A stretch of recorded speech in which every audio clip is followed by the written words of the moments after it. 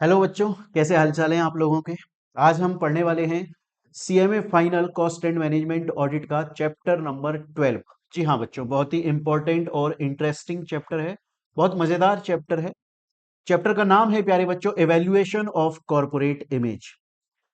तो fast track batch के अंदर हम इसको बहुत ही समराइज्ड वे में, शॉर्ट वे में इसको पढ़ने वाले हैं, जिसके लिए हम यूज करने वाले हैं अपनी समरी बुक को। ये summary book cost and management audit के लिए स्पेशली बनाई गई है और इसके अंदर सभी चैप्टर्स को हम जितना ज्यादा प्रिसाइज और समराइज्ड वे में कंक्लूड कर सकें वो कोशिश की जा रही है। दूसरा, इसमें हमने एक और कोशिश करी है कि थोड़ा सा इसको कलर्ड वे में बनाया जाए, ताकि पढ़ने में, वैसे ही आपके ऊपर इतना सारा प्रेशर है ना, इतना सारा बोझ है। 8 सब्जेक्ट है सीएमए फाइनल के अंदर, बड़े बड़े सब्जेक्ट्स हैं, पढ़ पढ़ के समझ सकते हैं, हमने खुद ने पढ़ाई की हुई है तो कितना आपके ऊपर प्रेशर होगा।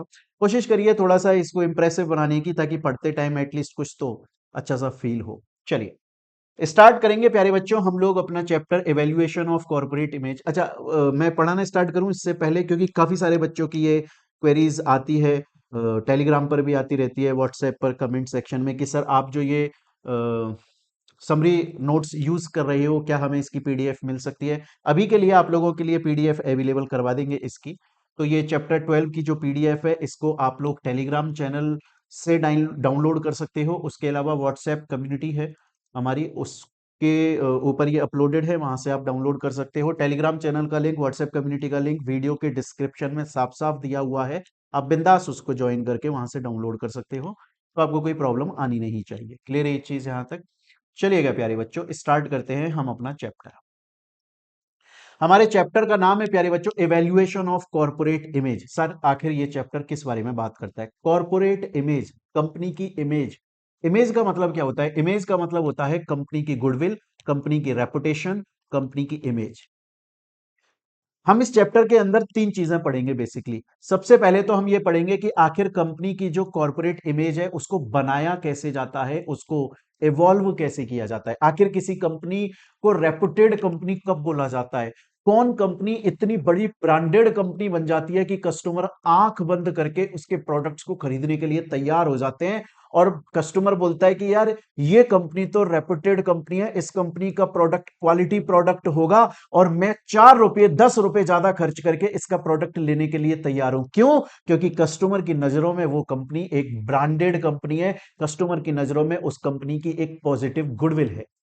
तो हम इस चैप्टर के अंदर बेसिकली 3 चीज पढ़ेंगे। सबसे पहले कि किसी कंपनी की इमेज, किसी कंपनी की गुडविल, किसी कंपनी की रेपुटेशन, किसी कंपनी की इज्जत आखिर कैसे बनती है, वो कौन कौन से एलिमेंट्स होते हैं जिनको यूज करके कंपनी को ब्रांडेड कंपनी बनाया जाता है, पहला। दूसरा, फिर हम पढ़ेंगे कि आखिर कैसे मेजर किया जाता है कि कोई कंपनी कितनी बड़ी ब्रांडेड कंपनी बन चुकी है, कितनी उसकी गुडविल बन चुकी है। इसको मेजर करने का क्या तरीका होता है वो भी हम यहां पर पढ़ेंगे। और उसके बाद में हमें सबसे मोस्ट इंपॉर्टेंट जो पढ़ना है वो पढ़ना है ESG audit, environment social government audit पढ़ना है, कि कंपनी जो है वो सोसाइटी के लिए अपनी रेस्पॉन्सिबिलिटीज को फुलफिल करती है कि नहीं करती।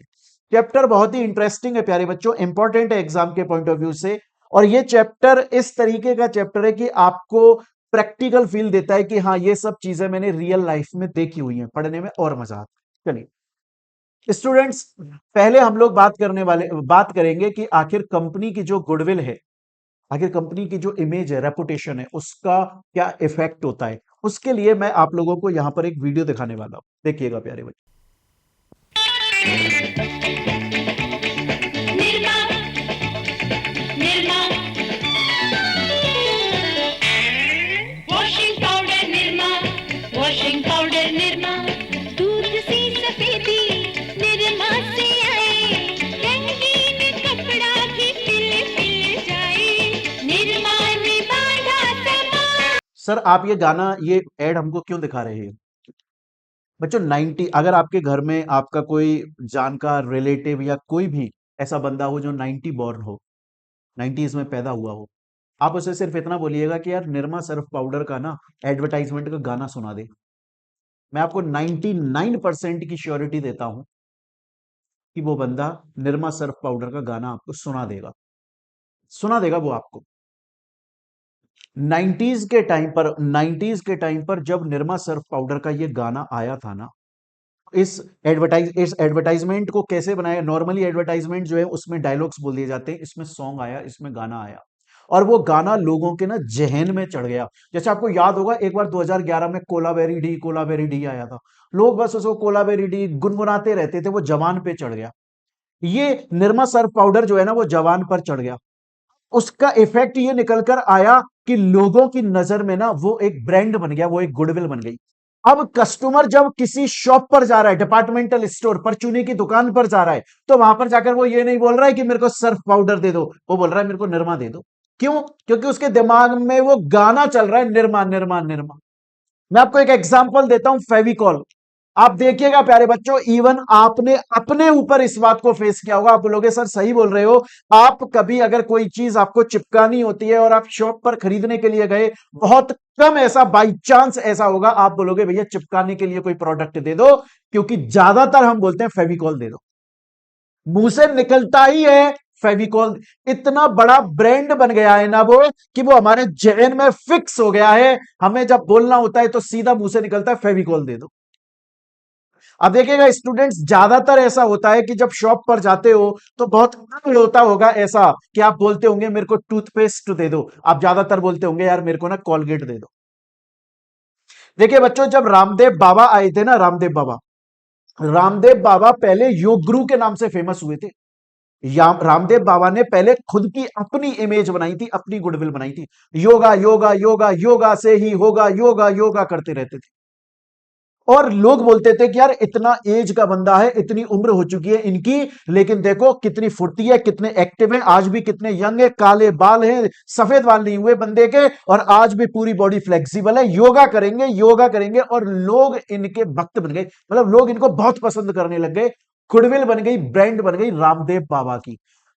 फिर रामदेव बाबा ने जब पतंजलि अपनी एक कंपनी, मतलब पतंजलि का एडवर्टाइजमेंट करना स्टार्ट करा, पतंजलि कंपनी स्टार्टिंग से प्रॉफिट में जाने लग गई। क्यों जाने लग गई पतंजलि कंपनी प्रॉफिट में? इसलिए जाने लग गई ये पतंजलि कंपनी प्रॉफिट के अंदर, क्योंकि रामदेव बाबा खुद एक गुडविल बन चुके थे, लोगों की नजरों में उनकी ब्रांड बन चुकी थी। बच्चों मैं आपको एक एग्जांपल देता हूं। देखिए यहां पर आपको दो फोन दिखाई देंगे। ये फोन है सिंपल एंड्रॉइड फोन, एमआई का, और ये है एप्पल का आईफोन। दोनों के अंदर व्हाट्सएप चलता है, दोनों के अंदर यूट्यूब चलता है, दोनों में टेलीग्राम चलता है, दोनों में इंस्टा चलता है, दोनों में कॉलिंग हो जाती है, दोनों में मैसेज हो जाते हैं, दोनों में ईमेल कर सकता हूं मैं। Everything is same. इसकी प्राइस 14,000 रुपए है। ये नियर टू 1 लाख रुपीज है। ऐसा क्यों? गुडविल। कि सर आईफोन को ना चलाने की फीलिंग एक अलग होती है, सर आईफोन जो है ना वो सिक्योरिटी वाइज बहुत ज्यादा सेफ होता है। गुडविल। बच्चों हम यही बात कर रहे हैं कि कंपनी की जो कॉरपोरेट इमेज है, कॉरपोरेट इमेज का मतलब क्या होता है? कंपनी की गुडविल, कंपनी की रेपुटेशन, कंपनी की इमेज। मेरे को एक बात बताइएगा प्यारे बच्चों, क्या किसी कंपनी की गुडविल एक दिन में बनाई जा सकती है? क्या कंपनी की गुडविल एक दिन में बनाई जा सकती है? अगर कोई कंपनी सिर्फ एक बार कोई अच्छा प्रोडक्ट लॉन्च कर दे, क्या वो ब्रांडेड कंपनी बन जाएगी? जी नहीं, सालों निकल जाते हैं, लाइफ टाइम। कंपनी को हर बार हर बार हर बार हर बार हर बार कंपनी को हर प्रोडक्ट बेस्ट क्वालिटी का निकालना पड़ेगा, अपने को बहुत अच्छी सर्विस देनी पड़ेगी, आफ्टर सेल सर्विस देनी पड़ेगी, कंपनी को अपने हर डिपार्टमेंट के अंदर अच्छा काम करना पड़ेगा, तब जाकर कंपनी ब्रांडेड कंपनी बन जाएगी।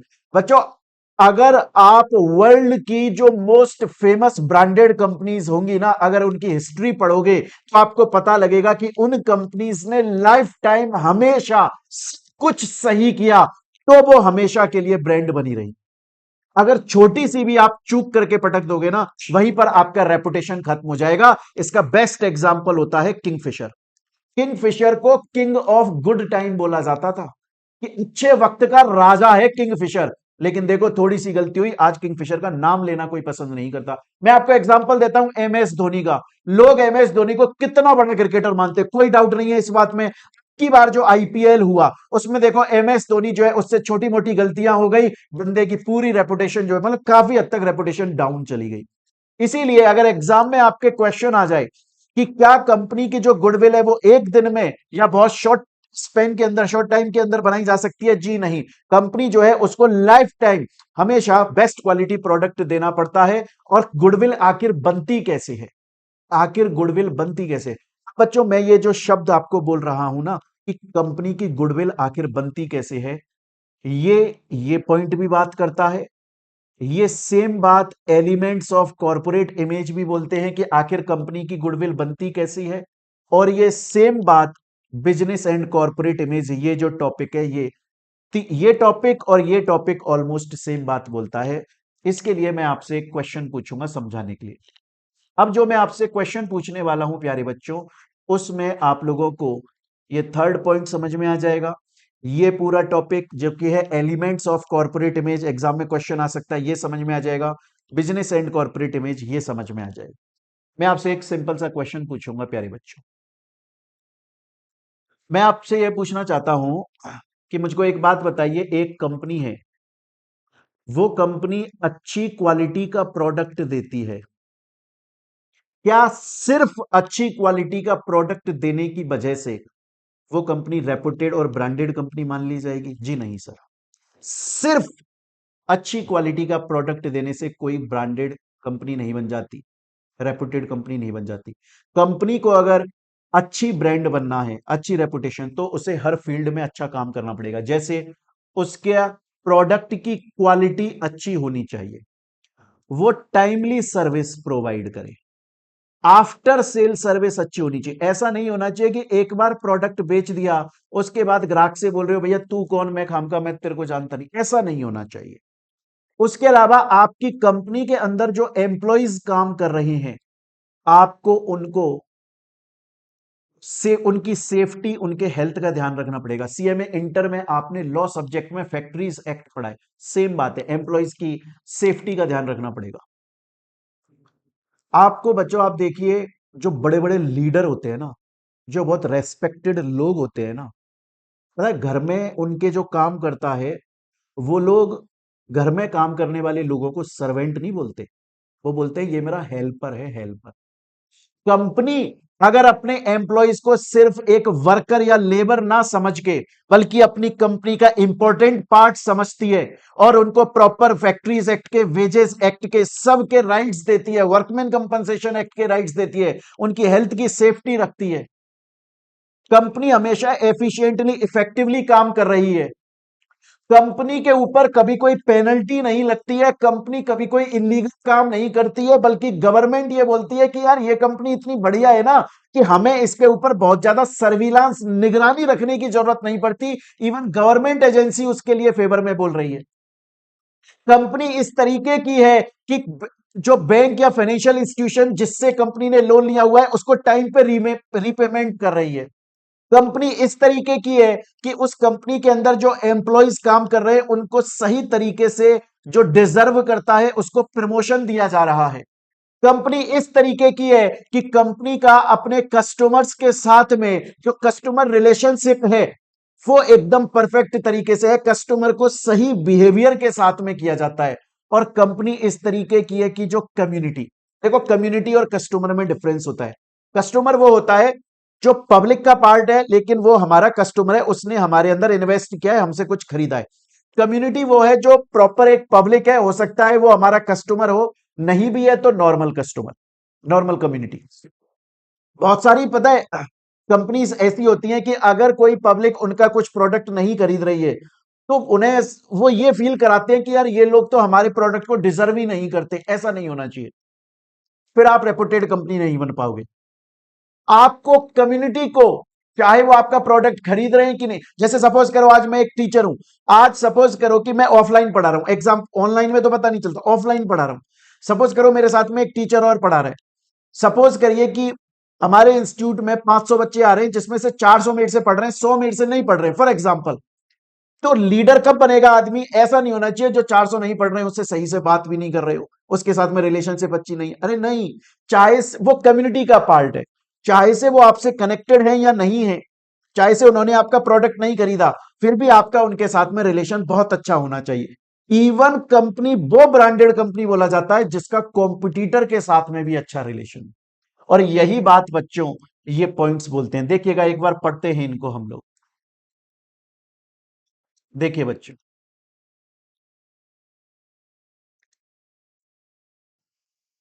कोई भी कंपनी अगर रेपुटेड कंपनी बनना चाहती है तो एफिशिएंटली काम करे, क्वालिटी प्रोडक्ट दे, टाइमली सर्विस दे, एथिकल वर्किंग करे, अच्छे से काम करे, उसकी फाइनेंशियल परफॉर्मेंस अच्छी होनी चाहिए।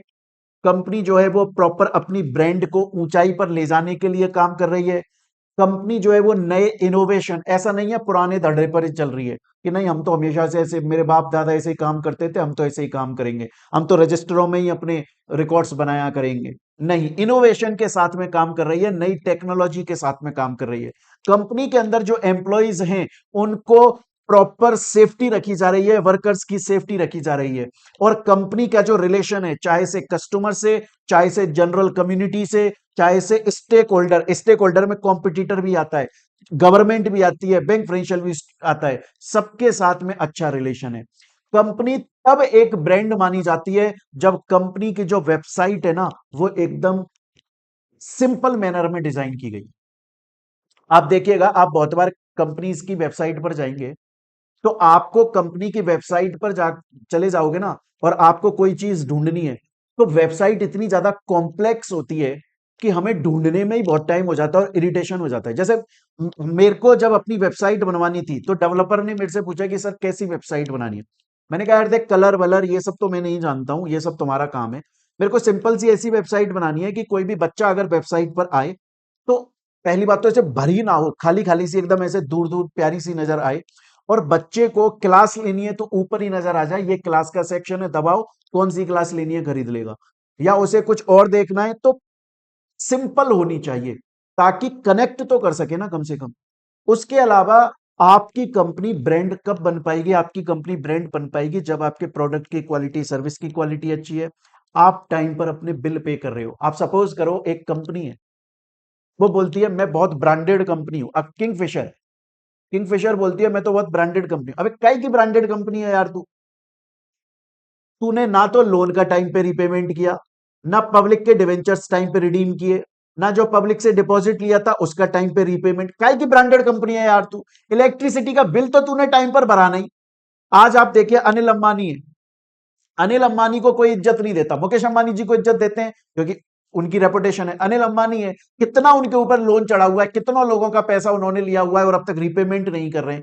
कैसे उसको रेपुटेड ब्रांडेड कंपनी मान लिया जाए? ब्रांडेड कंपनी वो है जो टाइम पर रीपेमेंट कर रही है।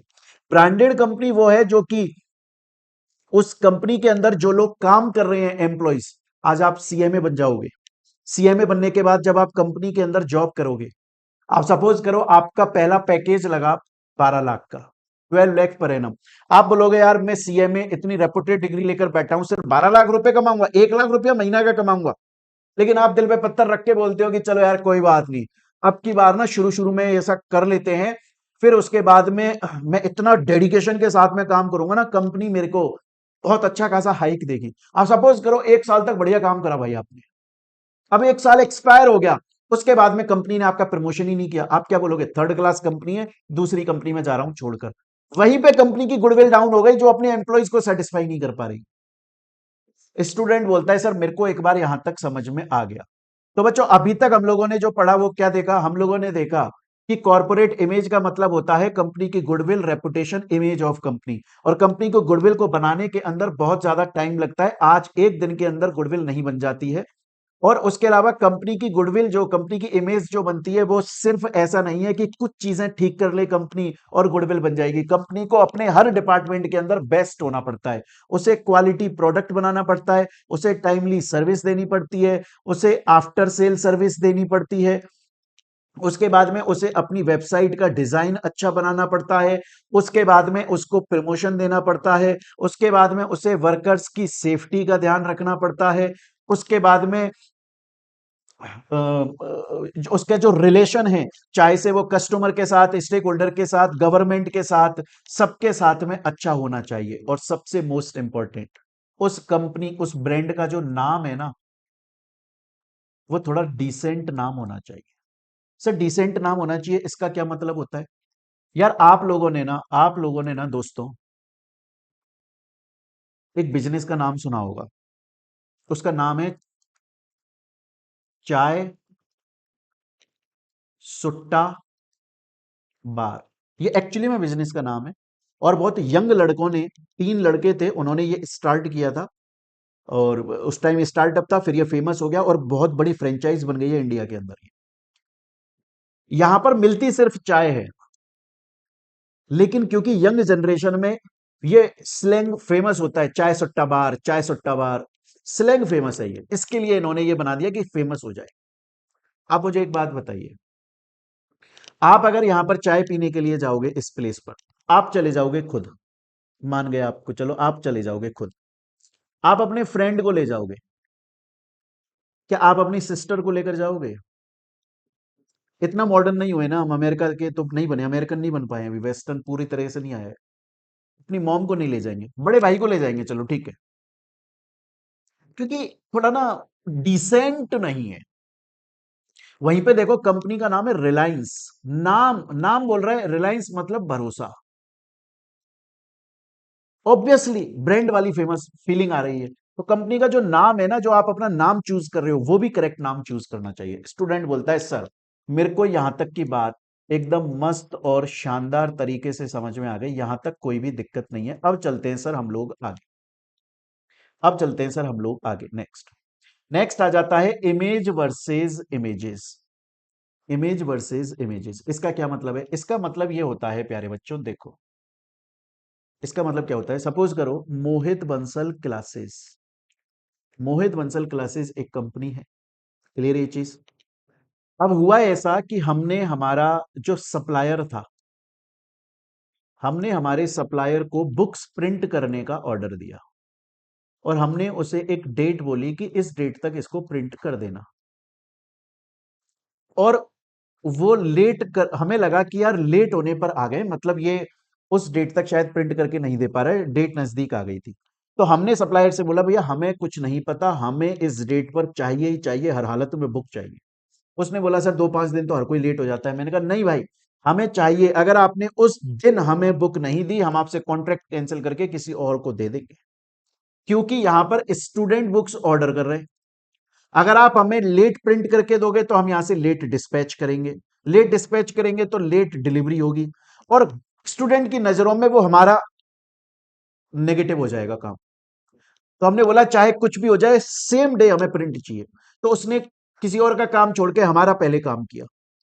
अब देखिएगा बच्चों, मोहित बंसल क्लासेस कंपनी, एक ही अकेली कंपनी, सेम कंपनी, क्योंकि हमने लड़ झड़ के यहां पर लड़ झगड़ कर हमने सेम डे प्रिंट ले लिया और अपने स्टूडेंट्स को वो बुक टाइम पर डिलीवर कर दी, तो हमारी पॉजिटिव इमेज बन गई। लेकिन वहीं पर उस सप्लायर की नजर में हमारी नेगेटिव इमेज बन गई। स्टूडेंट बोला यार टाइम पे डिलीवरी मिल जाती है बढ़िया है, लेकिन सप्लायर बोला अरे यार ये तो बेकार है, ऐसा डंडा कर देता है, ये तो ऐसा थोड़ी है 2 दिन में ही इसको सब कुछ दे दिया जाए, बिजनेस में टाइम लग जाता है।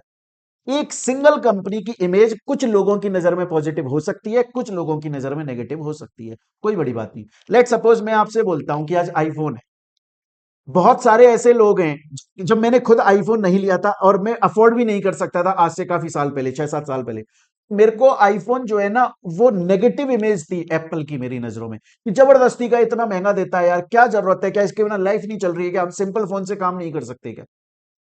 क्योंकि उस वक्त मेरा इंटरेस्ट नहीं था, उस वक्त मेरा उसमें कोई रुचि नहीं थी। जैसे आज सपोज करिए अरमानी की वॉच है, तो अरमानी की वॉच सपोज करो लाखों करोड़ों रुपए में आ रही है, तो हो सकता है कुछ लोग तो लग्जरी, जिनको लग्जरी पसंद है, वो उसमें पॉजिटिव इमेज देखते हैं कि बहुत ही शानदार है, लेकिन कुछ लोग ऐसे बोल सकते हैं कि यार फालतू का खर्चा है, कोई मतलब नहीं है। अब सपोज करो ना मर्सिडीज हो गई, मर्सिडीज जो है, और एक हो गई हमारी लॉर्ड ऑल्टो, जहां बर्फों में कोई नहीं चल पा रहा है, लॉर्ड ऑल्टो चल रही है वहां पर। तो कुछ लोग ऐसे होंगे जो लग्जरी पसंद करते हैं, वो इसके लिए नेगेटिव इमेज रखते होंगे, लेकिन जो मिडिल क्लास का आदमी है वो बोलता होगा यार लॉर्ड ऑल्टो इसके लिए पॉजिटिव इमेज है।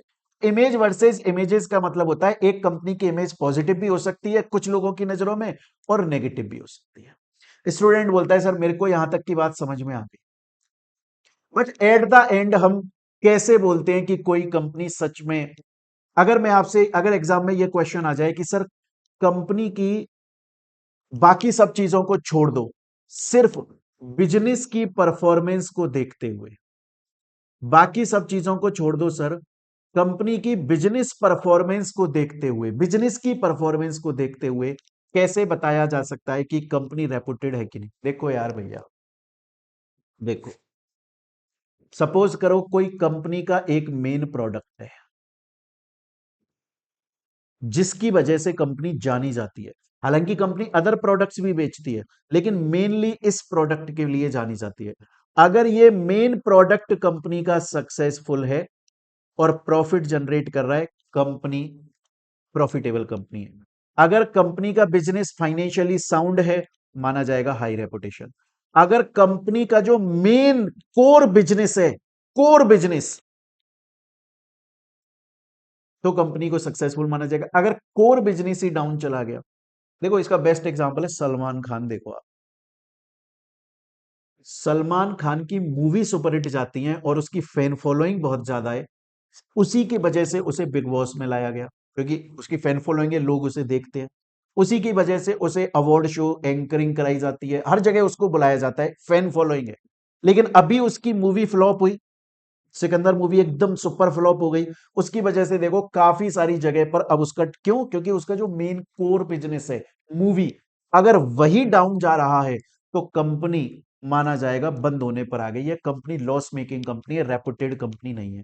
अगर एग्जाम में क्वेश्चन आ जाता है, एग्जाम में क्वेश्चन दो तरह से आ सकता है। एक तो कि रेपुटेड कंपनी कब माना जाएगा, तब आप बोलोगे कि उसकी बिजनेस परफॉर्मेंस भी अच्छी हो, प्रोडक्ट की क्वालिटी भी अच्छी हो, उसका बिहेवियर भी अच्छा हो, सोसाइटी के लिए भी अच्छा काम करती हो तो।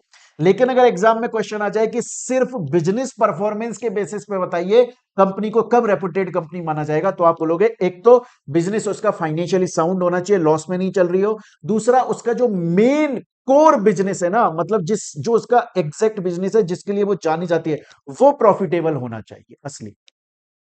स्टूडेंट बोलता है सर सुनिए, आपने बोला था कि हम इस चैप्टर के अंदर तीन चीजें पढ़ेंगे। एक तो हम पढ़ेंगे कि आखिर कंपनी की इमेज बनाई कैसे जाती है। अभी तक आपने हमें ये जो जितने टॉपिक्स बताए, वो सभी टॉपिक्स हमें यही बता रहे थे कि कंपनी की इमेज बनाई कैसे जाती है। लेकिन सर आपने हमसे ये भी बोला था हम इसके अंदर एक और टॉपिक पढ़ेंगे कि कंपनी की बिजनेस को मेजर कैसे किया जाता है। तो मेरे प्यारे दोस्तों, कंपनी की गुडविल को कैसे मेजर किया जाता है, रेपुटेशन को कैसे मेजर किया जाता है, कैसे मेजर करते हो? थ्रू सर्वेज, सर्वे के थ्रू मेजर करते हो ना। आप सर्वे करते हो, कंपनी बहुत सारे लोग सर्वे के लिए छोड़ देती है, बोलती है फॉर्म है ये, जाओ लोगों से। जैसे जयपुर में, अगर मैं जयपुर में बेसिकली बात करूं, तो जयपुर में गौरव टावर नाम की जगह खड़े हो जाओ, वहां बहुत सारे लोग आते हैं, उनसे फॉर्म भरवाओ कि वो हमारी कंपनी के बारे में क्या सोचते हैं। सर्वे के थ्रू, टेलीफोनिक सर्वे करवा लो, टेलीफोनिक फीडबैक। आप डोमिनोज में जाइए, वहां पर देखिए, वहां पर एक रजिस्टर, फीडबैक रजिस्टर होता है, उसमें आप लिखते हो, उन्हें लगता है ये सुधारना चाहिए तो सुधारते हैं। उससे पता लगता है कितनी, आज सपोज करो कि कोई एक कंपनी है, उसका आपने सर्वे करवाया और लोगों ने फॉर्म में लिख दिया कि ये तो थर्ड क्लास कंपनी है, तो आपको पता चल जाएगा भैया कोई गुडविल नहीं है, कोई इमेज नहीं है। उसके अलावा और कैसे हो सकता है? कंपनी के प्रोडक्ट की सैंपलिंग, कंपनी के प्रोडक्ट की सैंपल। अब वो कैसे होगा? आप पब्लिक को कंपनी का प्रोडक्ट सैंपल के तौर पर दो और पब्लिक से बोलो कि आप इसे यूज करो, और फिर पब्लिक से बोलो कि कैसा लगा। अगर पब्लिक बोलती है हाँ थम्स अप, मस्त, मजा आ गया, तो उस कंपनी की गुडविल बन जाएगी। क्लियर ये चीज यहां तक? देन उसके अलावा सबसे मोस्ट इंपॉर्टेंट, कंपनी की सेल परफॉर्मेंस को देखो, कंपनी की स्टॉक परफॉर्मेंस को देखो। अगर कंपनी की सेल्स अच्छी है, अगर कंपनी के पास में क्राउड ज्यादा है, अगर कंपनी का स्टॉक प्राइस ऊपर जा रही है, तो कंपनी रेपुटेड कंपनी है। तो अगर एग्जाम में ये क्वेश्चन आ जाए आपके पास में, मेरे प्यारे बच्चों, अगर एग्जाम में आपके पास में ये क्वेश्चन आ जाता है कि कंपनी की रेपुटेशन को मेजर कैसे किया जाता है, तो सर्वेज के थ्रू किया जाता है, टेलीफोनिक सर्वे फीडबैक से किया जाता है, कंपनी के सैंपल्स जो है, प्रोडक्ट के सैंपल्स जो है, वो पब्लिक में देकर उनका रेस्पॉन्स देखा जाता है, और कंपनी की क्या सेल आ रही है, क्या स्टॉक की, शेयर प्राइस की क्या परफॉर्मेंस है, उससे पता चलता है कंपनी कितनी बड़ी, कितनी ज्यादा गुडविल लेकर चल रही है और कितनी नहीं। स्टूडेंट बोलता है सर मेरे को यहां तक की बात समझ में आ गई। सर मेरे को यहां तक की बात 100% तरीके से समझ में आ चुकी है। अब आता है प्यारे बच्चों, अब आता है दोस्तों हमारा मोस्ट और लास्ट इंपॉर्टेंट टॉपिक इस चैप्टर का, जिसके अंदर एग्जाम में क्वेश्चन आ सकता है, और वो है ईएसजी ऑडिट। सर ये क्या होता है? Environmental, social and governance audit. Sir इसका मतलब क्या होता है? इसका मतलब ये होता है कि यार आप सपोज करो कोई कंपनी बहुत ही रेपुटेड कंपनी है, जिसकी खूब अच्छी खासी सेल्स आ रही है, खूब अच्छा खासा प्रॉफिट हो रहा है उस कंपनी का, वो कंपनी अच्छा खासा पैसा कमा रही है। कहां से कमा रही है? सर पब्लिक से। सर जनता जनार्दन, ये पब्लिक है, ये जानती है, सब कुछ जानती है सर, इस पब्लिक से कमाया जा रहा है सर पैसा, इस पब्लिक से कमाया जा रहा है पैसा। क्या उस कंपनी की रेस्पॉन्सिबिलिटी नहीं बनती कि वो सोसाइटी के लिए कुछ कंट्रीब्यूट करे? चाहे सीएसआर के नाम पे, कॉर्पोरेट सोशल रेस्पॉन्सिबिलिटी के नाम पे कंट्रीब्यूट करे? क्या उसकी रेस्पॉन्सिबिलिटी नहीं बनती कि वो कंपनी के अंदर अगर कुछ गुड्स प्रोड्यूस किए जा रहे हैं, तो वो इस बात का ध्यान रखे कि गुड्स को प्रोड्यूस करते वक्त, मैन्युफैक्चर करते वक्त जो भी गैसेज हैं, या जो भी वेस्ट है, या जो भी पॉल्यूशन है, कहीं वो एनवायरनमेंट को तो अफेक्ट नहीं कर रहा है, हम प्रॉपरली उस वेस्ट को डिस्पोज ऑफ कर रहे हैं कि नहीं कर रहे हैं। और उसके अलावा गवर्नेंस, गवर्नेंस का मतलब है कि रूल्स रेगुलेशंस को फॉलो किया जा रहा है कि नहीं किया जा रहा। तो अगर बात करते हैं ईएसजी का मतलब क्या होता है? ईएसजी का मतलब है कि कंपनी सोसाइटी को कुछ कंट्रीब्यूट करती है कि नहीं करती, सीएसआर के नाम पे कंट्रीब्यूट करना, क्लियर ये चीज। उसके अलावा एनवायरमेंट की, कंपनी के अंदर जो मैन्युफैक्चरिंग प्रोसेस हो रहा है, अगर उससे पॉल्यूशन होता है तो कहीं वो एकदम ऐसा तो नहीं है बाहर ही सब कुछ फेंक दिया जा रहा है, लोगों की तबीयत खराब हो रही है, नहीं, प्रॉपर अपने के पास में इक्विपमेंट्स होने चाहिए, जिससे जो भी वेस्ट है या पॉल्यूशन है उसको सही जगह पर डिस्पोज ऑफ करा जाए, ना तो कंपनी के अंदर काम करने वाले एम्प्लॉयज की हेल्थ खराब हो, ना ही बाहर पब्लिक की हेल्थ खराब हो। और उसके अलावा सबसे मेन है गवर्नेंस। गवर्नेंस का मतलब कि कंपनी ऐसी होनी चाहिए जिसके ऊपर जो भी रूल्स रेगुलेशंस, टर्म्स कंडीशन, नियम शर्तें, कानून एप्लीकेबल होता है, वो उसको टाइम पर फुलफिल कर देती है। मजा ही मजा। स्टूडेंट बोलता है सर मेरे को समझ में आ गया, लेकिन मेरा एक क्वेश्चन है। मैंने कहा बोलो क्या क्वेश्चन है? बोला सर क्या इंडिया की सभी कंपनीज के ऊपर ये ईएसजी ऑडिट वाले प्रोविजन एप्लीकेबल होते हैं क्या? मैंने बोला नहीं भाई, इंडिया के देखो, वैसे तो अगर इंडिया की सभी कंपनीज ईएसजी के प्रोविजन को फुलफिल करती हैं, बहुत ही बढ़िया बात है, इससे अच्छा कुछ हो ही नहीं सकता। लेकिन इंडिया की जो टॉप 1000, इंडिया की जो टॉप 1000 लिस्टेड कंपनीज हैं, इंडिया की जो टॉप 1000 लिस्टेड कंपनीज हैं, उनको तो ये ईएसजी प्रोविजन फुलफिल करना जरूरी है, ईएसजी ऑडिट होना जरूरी है। क्लियर है ये चीज यहां तक? अब क्वेश्चन ये आता है कि सर एक चीज और बताएं कि जो इंडिया की टॉप 1000 लिस्टेड कंपनीज हैं, उनको एनवायरमेंट, सोशल, गवर्नेंस, इसको फुलफिल करना जरूरी है, इसकी ऑडिट होना जरूरी है। क्या इसकी रिपोर्टिंग भी उनको देनी चाहिए? जी हां, उन कंपनीज को इसकी रिपोर्टिंग देना भी बहुत ज्यादा जरूरी है। और वो रिपोर्टिंग कहां पर दी जाती है? वो दी जाती है बीआरएसआर के अंदर। बीआरएसआर क्या होता है सर? बीआरएसआर का मतलब होता है business responsibility and sustainability report.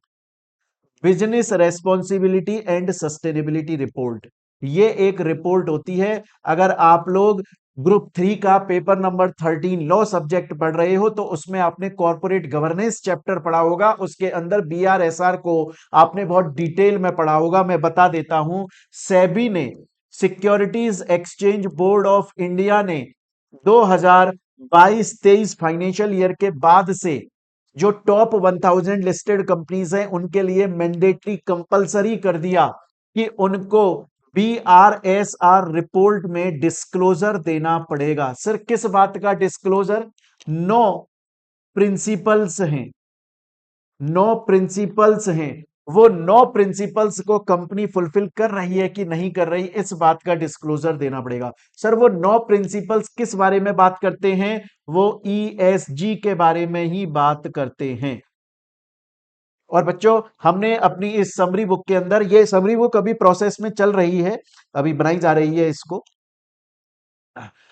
इसको हमने बहुत सही अच्छी तरीके से डिजाइन किया हुआ है। देखो इसमें अभी हम बात कर रहे हैं business responsibility and sustainability reporting की। मैंने आपको बोला कि टॉप 1000 लिस्टेड कंपनीज को ये रिपोर्ट देनी पड़ती है। ये रिपोर्ट क्यों दे, किसने बोला देनी पड़ेगी? सेबी ने, securities exchange board of India ने बोला। इसके अंदर क्या आता है? इसके अंदर बेसिकली क्या है, 9 प्रिंसिपल्स हैं। वो 9 प्रिंसिपल्स ईएसजी, एनवायरमेंट, सोसाइटी और गवर्नेंस, इससे रिलेटेड है। उनको फुलफिल किया जा रहा है कि नहीं किया जा रहा, इस बात के लिए ये रिपोर्ट दी जाती है। जैसे एक बार मैं आपको थोड़ा सा समझाता हूं इसे। सबसे पहले अगर हम बात करें जनरल वे में, जनरल वे का मतलब है कि कंपनी जो है वो सस्टेनेबिलिटी के साथ में काम करती है कि नहीं करती। ऐसा तो नहीं है कंपनी के पास में जो रॉ मटेरियल है वो पूरा का पूरा रॉ मटेरियल आज ही यूज करके फिनिश गुड्स में बना देती है, और फिनिश गुड्स फ्यूचर में सेल नहीं हो रहे, तो बहुत ज्यादा वेस्ट हो रहा है और आगे आने वाली पॉपुलेशन जनरेशन के लिए कुछ बच नहीं रहा है। ऐसा नहीं होना चाहिए। दूसरा एनवायरमेंट, अगर कंपनी के अंदर कुछ भी गुड्स मैन्युफैक्चर किए जा रहे हैं तो उससे पॉल्यूशन हो रहा है, अगर एयर पॉल्यूशन हो रहा है क्योंकि वेस्ट एयर में गैसेस जा रही हैं तो उनका सही से एमिशन हो रहा है कि नहीं हो रहा, नॉइज पॉल्यूशन हो रहा है, मशीन बड़ी बड़ी मशीनें चल रही हैं तो जो वर्कर काम कर रहा है उसको अच्छे वाले हेडफोन दिए कि नहीं दिए, कहीं वो बहरा नहीं हो जाए। अगर मानकर चलो केमिकल से रिलेटेड कुछ मैन्युफैक्चरिंग चल रही है तो उसको ग्लव्स ग्लव्स दिए कि नहीं दिए। और उसके अलावा जो भी पॉल्यूशन हो रहा है उसको ऐसा तो नहीं है बाहर एकदम खुले में फेंक दिया जा रहा है, प्रॉपर तरीके से उसका एमिशन हो रहा है कि नहीं हो रहा है। ये बात प्रिंसिपल 6 बोलता है कि हमें हमारे देश के एनवायरनमेंट को प्रोटेक्ट करना है। उसके अलावा सोशल की बात करें तो सोशल एक तो एम्प्लॉयज की बात करता है, कम्युनिटी की बात करता है, कंज्यूमर की बात करता है। तो देखो किस किस की बात, सोशल में किस किस की बात आ रही है? सोशल में एक तो बात आ रही है एम्प्लॉयज, मतलब जो कंपनी के अंदर काम करते हैं। एक बात आ रही है कस्टमर, मतलब जो कंपनी का ग्राहक है। और एक बात आ रही है कम्युनिटी, कम्युनिटी का मतलब है पब्लिक, जनता जनार्दन की। क्लियर है? एम्प्लॉयज के लिए क्या बोला जा रहा है कि वो नहीं होनी, जेंडर डिस्पैरिटी नहीं होनी चाहिए। ऐसा नहीं होना चाहिए कि मेल काम कर रहा है फैक्ट्री में, कंपनी में, फीमेल काम कर रही है और मेल को थोड़ी ज्यादा तवज्जो दी जा रही है, फीमेल को नहीं दी जा रही है, ऐसा नहीं होना चाहिए। दूसरा, आपने पढ़ा होगा सीएम इंटर लॉ के अंदर कि फीमेल जो है उसको जब अंधेरा हो जाए उससे पहले पहले छुट्टी दे दो, क्योंकि एक तो सेफ नहीं है, दूसरा बेचारी घर पे जाके घर का काम भी करेगी। उसके अलावा जो फीमेल है अगर वो प्रेग्नेंट है और वो डिलीवरी दे देती है तो क्रीच होना चाहिए, रूम होना चाहिए जहां पर वो अपने बच्चे को रख सके। ये बात हमारा प्रिंसिपल 3 बोलता है। और प्रिंसिपल नंबर 5 बोलता है कि ह्यूमन राइट्स को प्रोटेक्ट करो और एम्प्लॉयज की वेलबींग के लिए ध्यान रखो।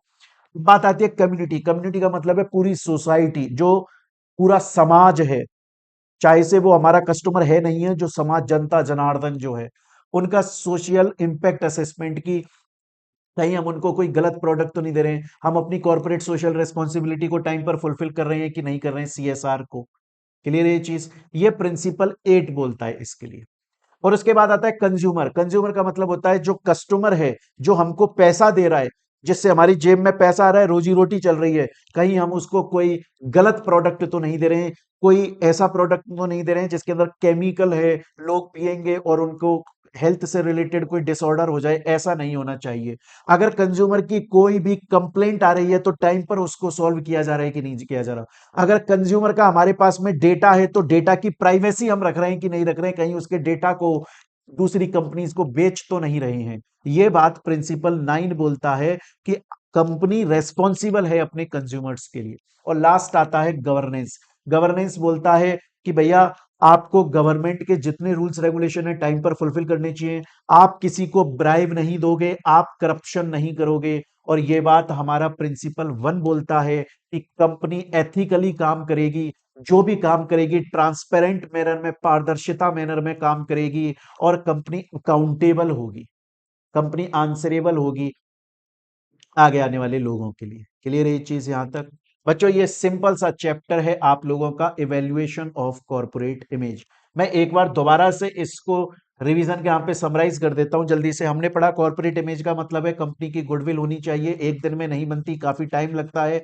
और उसके अलावा मैंने बोला कंपनी की गुडविल बनाने के लिए सिर्फ एक एलिमेंट नहीं होता, कंपनी को हर सेक्टर में अच्छा काम करना पड़ेगा, अच्छी क्वालिटी का प्रोडक्ट देना पड़ेगा, अच्छी सर्विस देनी पड़ेगी, उसके अलावा अपनी वेबसाइट अच्छी बनानी पड़ेगी, सही नाम चूज करना पड़ेगा, सबके कम्युनिटी के साथ में रिलेशन अच्छा होना चाहिए, सोसाइटी को कुछ कंट्रीब्यूट करे। देन उसके बाद में मैंने बोला एक कंपनी की इमेज जो है वो किसी के लिए अच्छी हो सकती है, किसी के लिए शायद गलत हो सकती है। जैसे आज मोहित बंसल क्लासेस का मैंने एक एग्जांपल आपको दिया कि हमारा जो सप्लायर वेंडर जो बुक्स प्रिंट करके देता है उसकी नजर में हमारी नेगेटिव इमेज हो सकती है, क्योंकि हम उसको बोलते हैं जल्दी से जल्दी हमें प्रोडक्ट दे दे, मतलब बुक्स प्रिंट करके दे दे। लेकिन कस्टमर जो हमारे स्टूडेंट है उसकी नजर में पॉजिटिव होगी, क्योंकि टाइम पर उनको डिलीवरी दी जा रही है। देन उसके बाद में नेक्स्ट फिर मैंने आप लोगों को बोला कि अगर एग्जाम में क्वेश्चन आ जाए कंपनी की कोर बिजनेस परफॉर्मेंस के बेसिस पर कैसे रेपुटेशन को देखा जाता है। पहले तो कंपनी फाइनेंशियली साउंड होनी चाहिए, इंसॉल्वेंट या लॉस में नहीं होनी चाहिए। दूसरा, कंपनी का जो मेन कोर बिजनेस है वो सक्सेसफुल होना चाहिए। उसके बाद में कंपनी की गुडविल को कैसे मेजर करोगे, सर्वे के थ्रू कर लो, टेलीफोनिक सर्वे कर लो, कंपनी के प्रोडक्ट का सैंपल पब्लिक को देकर और उसका रेस्पॉन्स जान लो, और सेल और स्टॉक परफॉर्मेंस शेयर प्राइस को देखकर पता चलता है। देन उसके बाद में मैंने आपको बोला ईएसजी। ईएसजी का मतलब क्या होता है, एनवायरमेंट का ध्यान रखना, सोसाइटी में कंट्रीब्यूट करना, और गवर्नेंस रूल्स रेगुलेशंस को टाइम पर फुलफिल कर देना। टॉप 1000 जो लिस्टेड कंपनीज हैं उनको ये ईएसजी के रूल्स फॉलो करने पड़ते हैं, और सेबी ने 2022-23 बाद के फाइनेंशियल ईयर के बाद में ये बोल दिया कि जो ये कंपनीज हैं इनको PRSR, business responsibility and sustainability report file करनी पड़ेगी, जिसके अंदर इनको ये बताना पड़ेगा कि ये 9 के 9 प्रिंसिपल्स को फॉलो कर रहे हैं कि नहीं कर रहे। 9 प्रिंसिपल मोटा मोटी बात किसकी करते हैं, एनवायरमेंट की, सोसाइटी की और गवर्नेंस की। स्टूडेंट बोलता है सर मजा ही मजा, मेरे को आ गया एकदम 100% समझ में। यहां तक मेरे को सर किसी भी तरह की कोई भी दिक्कत नहीं है। तो स्टूडेंट यहां पर आपका ये चैप्टर खत्म होता है। हमने इस पूरा जितना चैप्टर है, चैप्टर नंबर 12, उसको बहुत ही समराइज्ड वे में, मोस्ट इंपॉर्टेंट पार्ट जो एग्जाम में आ सकता है उसको यहां पर कर लिया। मैं दोबारा से बता देता हूं प्यारे बच्चों, ये समरी बुक के थ्रू हम लोगों ने पढ़ा है इसको, और समराइज्ड वे में इसकी पीडीएफ आपको टेलीग्राम चैनल और व्हाट्सएप कम्युनिटी पर मिल जाएगी। सिर्फ इस चैप्टर की मिलेगी, पूरी समरी बुक नहीं मिलेगी। समरी बुक अभी चल रही है, बनाई जा रही है, उसमें बनाने में थोड़ा टाइम लगता है। बहुत सारे बच्चे ये भी बोलते हैं कि सर हमें आप दे दो, हम आपसे परचेज करना चाहते हैं। वो जिस दिन वेबसाइट पर लॉन्च होगी हम खुद ही अनाउंस कर देंगे। मिलेंगे प्यारे बच्चों हम लोग अपनी नेक्स्ट क्लास के अंदर। Till then thank you, take care प्यारे बच्चों।